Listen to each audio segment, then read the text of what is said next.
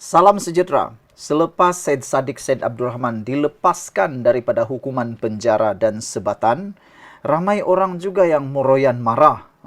Ramai yang betul-betul marah di media sosial. Tapi sebenarnya ada juga yang betul-betul menjadi menghairankan kita. Adakah ini adalah satu komplot, konspirasi atau sebagainya? Menjadi persoalan lah kan. Itulah yang paling bermain di media sosial.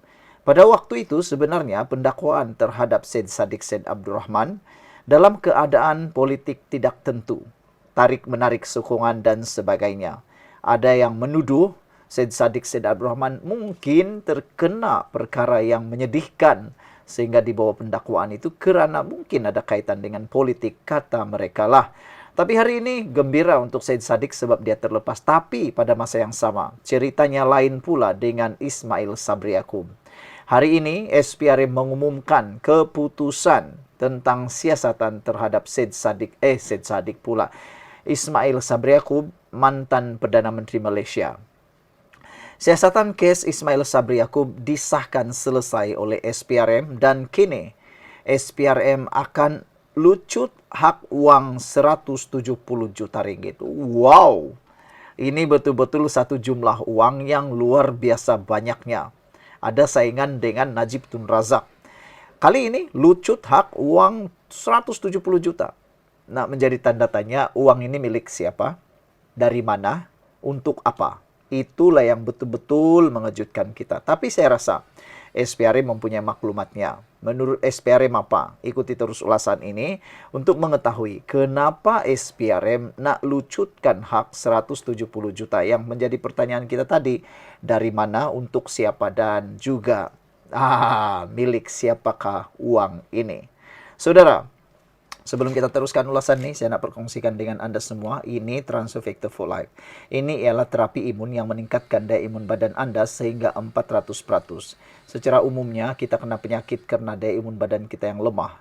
Kita sukar untuk sembuh daripada pelbagai jenis penyakit, masalah kesihatan karena imun badan kita yang bodoh atau lemah. Untuk meningkatkan daya imun badan kita, ini Transfer Factor for Life membantu meningkatkan imun badan kita 400%, mendidik imun badan kita bijaksana untuk mengenal penyakit-penyakit yang ada dari luar maupun paling bagus ialah di dalam tubuh badan kita. Transfer Factor for Life mengenal semua jenis penyakit dan akan membantu menyembuhkan kita melalui peningkatan daya imun badan dan pertarungan imun badan dalam tubuh badan kita. Siapa yang berminat untuk mendapatkan produk ini boleh hubungi WhatsApp di nombor yang tertera. Dan sebagai peringatan kepada Anda, jangan tunggu lama-lama, jangan bertangguh, nanti sudah terlambat. Baiklah, kita teruskan hari ini. SPRM memaklumkan pihaknya telah selesai melengkapkan siasatan melibatkan kes bekas Perdana Menteri Ismail Sabri Yaakob. Ketua Pesuruhjaya SPRM Azam Baki berkata, Timbalan Pendakwa Rakyat juga bersetuju untuk memfailkan permohonan melucut hak wang tunai 170 juta ringgit yang dikaitkan dengannya. Dalam kes ini pun kita telah selesai menjalankan siasatan. Kertas siasatan telah pun berada dengan Timbalan Pendakwa Raya, kata beliau. Maklumat saya dapat adalah setakat ini, DPP bersetuju untuk failkan dalam tempoh 2 minggu lagi. Pertamanya, untuk melucut hak wang 170 juta ringgit. Jadi, terpulang kepada beliau untuk mencabar permohonan kami itu, katanya pada sidang media di Putrajaya hari ini. Pada 3 Mac lepas, Azam dilaporkan berkata, Ismail Sabri adalah suspek bagi siasatan kes rasuah serta pengubahan wang haram susulan penemuan wang tunai kira-kira 170 juta ringgit di dalam sebuah safe house susulan serbuan pihaknya. SPRM juga dilaporkan menyita 13 akaun membabitkan nilai lebih 2 juta ringgit bagi membantu siasatan kes berkenan. Media sebelum ini melaporkan 57 individu dirakam percakapan bagi membantu siasatan berkenan. Pada 10 Februari lalu, Ismail Sabri dilaporkan mengisytiharkan sumber-sumber perolehan. Pertuduhan jenayah belum diputuskan. Sementara itu, Azam Baki berkata bagi sebarang pertuduhan jenayah terhadap Anggota Parlimen Bera belum lagi diputuskan setakat ini. Berhubung sebarang keputusan atau pertuduhan jenayah belum lagi diputuskan dan saya menunggu daripada pihak pendakwaan raya, kata beliau lagi. Saudara-saudara sekalian, apakah yang akan terjadi kepada Ismail Sabri Yaakob selepas ini? Adakah beliau akan didakwa? Adakah beliau akan menerima NFA?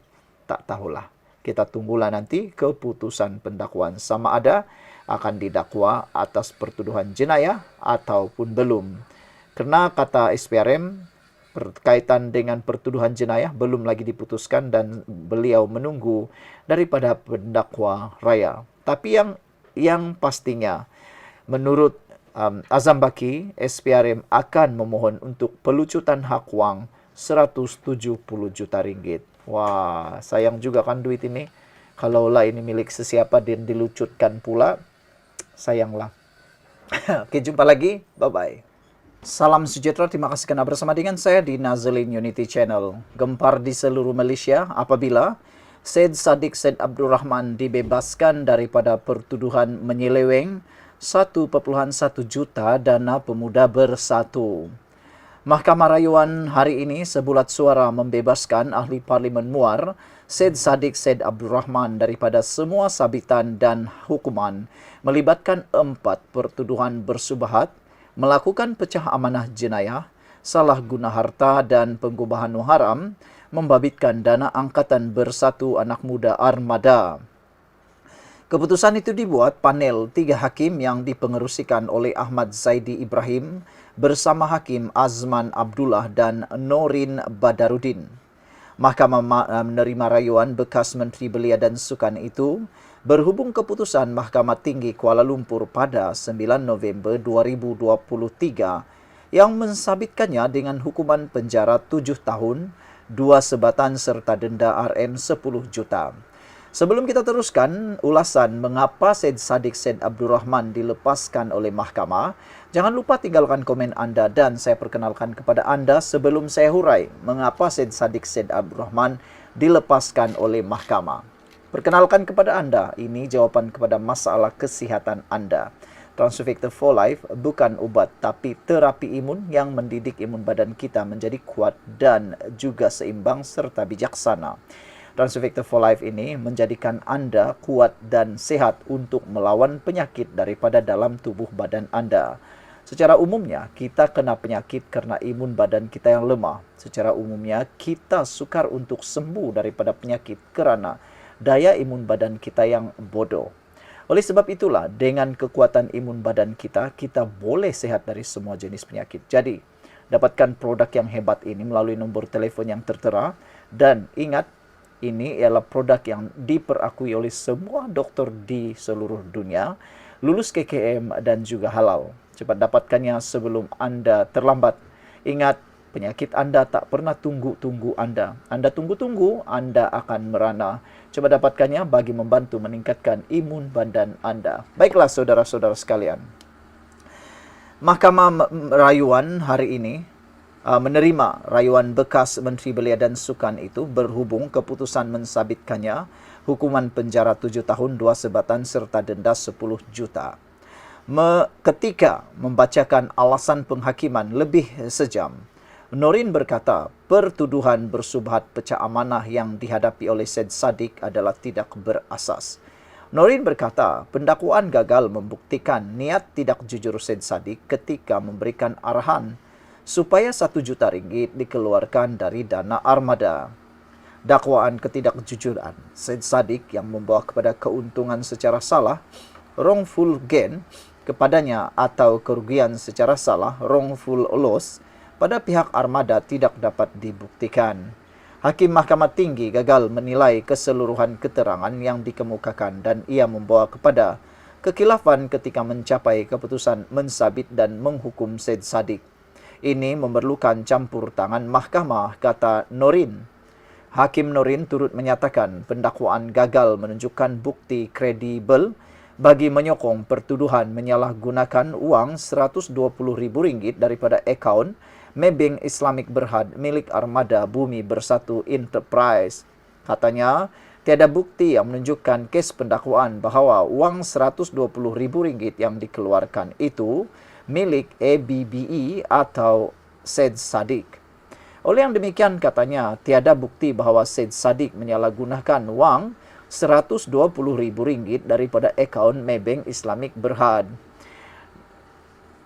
Panel hakim turut mendapati oleh kerana mahkamah tidak boleh bergantung kepada pertuduhan salah guna wang Rp120,000, maka pertuduhan pengubahan wang haram juga tidak dapat dipertahankan.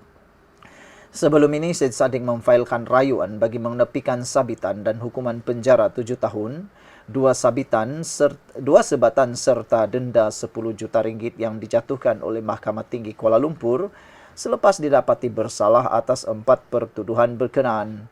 Dia didakwa bersubahat dengan bekas penolong bendahari armada Rafiq Hakim Razali dalam kes pecah amanah membabitkan RM1 juta dana pemuda bersatu.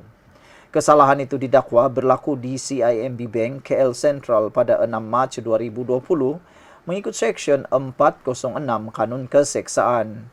Bekas menteri itu juga didakwa menyalahgunakan wang Rp120,000 daripada akaun Armada Bumi Bersatu Enterprise bagi kepentingan diri. Antara 8 hingga 21 April 2018 di sebuah bank di Taman Pandan Jaya, Kuala Lumpur. Bagi pertuduhan itu, dia didakwa mengikut Seksyen 403 Kanun Keseksaan. Selain itu, Said Sadiq menghadapi 2 pertuduhan pengubahan wang haram, membabitkan pemindahan RM100,000 ke akaun amanah saham Bumi Putra miliknya pada 16 dan 19 Jun 2018 di Johor Bahru. Pendakwaan dibuat mengikut Seksyen 4 dalam kurungan 1 kurangan B Akta Pencegahan Pengubahan Wang Haram 2001.